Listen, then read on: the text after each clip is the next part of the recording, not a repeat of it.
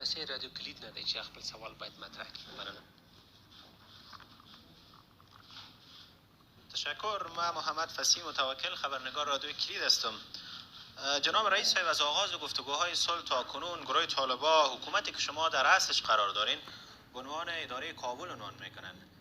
اداره کابل با زعم گروه طالبان حکومتی که شما در رأسش هستین هنوز هم آماده هستین که با گروه طالبان برین به طرف مذاکره؟ یک بحث دوم رهایی 5000 زندانی گروه طالبان در بدل رهایی 1000 سربازای افغان. واقعا حکومت افغانستان آماده است برای رهایی از این؟ تشکر. چطور میکنید؟ بفرمایید. هر سوال میگیریم باز شما لطفا. در میدان جنگ یک میدان تبلیغات است. هر کس میخواد طرف مقابل خود کوچک کنه. جمهوری اسلامی افغانستان اگه اداره کابل می بود 89 بار میتونستم با ولایت افغانستان سفر کنم. در کدام نقطه افغانستان نیست که مردم ولسوالیای ما تشریف نمیارن. اگر من شاروال کابل می بودم تمام ولسوالای کشور به اینجا می آمدن. تمام مدیرای امنیتی کابل افغانستان بار اول در تاریخ افغانستان با ما دیدن نکردن. اگر من شاروال کابل می بودم یا من مربوط اداره کابل می بودم 34 شورای ولایتی در ظرف 3 روز به مشروع مولوی صاحب هیبت الله حاضر ده چه تصبیحتم تصواب در چیره ده آدرس چیره ده چیره اوسیگی نو ضرور ده چه موقع تاسو فکر میکنم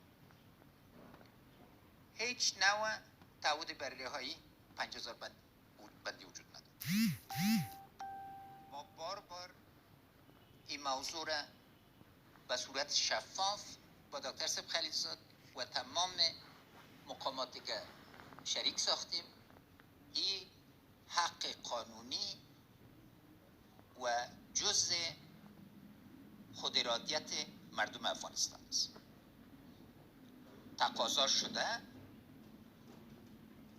جزء مذاکرات، جزء از جندای مذاکرات قرار گرفته میتونه، اما پیش شرط بودن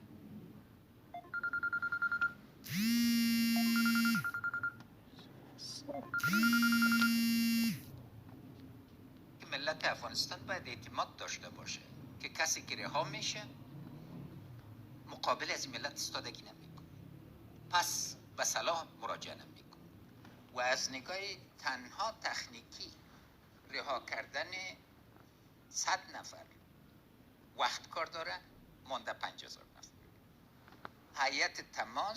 هیئت ابتدایی تماس از خاطر از این رفتن که اجندا را تعیین کنن. از اینام گوش میکنن، از مام گوش میکنن. موضوعات عمده بحث از ساحه بحثی که بین امریکا و طالبان شده محدود است. ساحه بحثی که بین دولت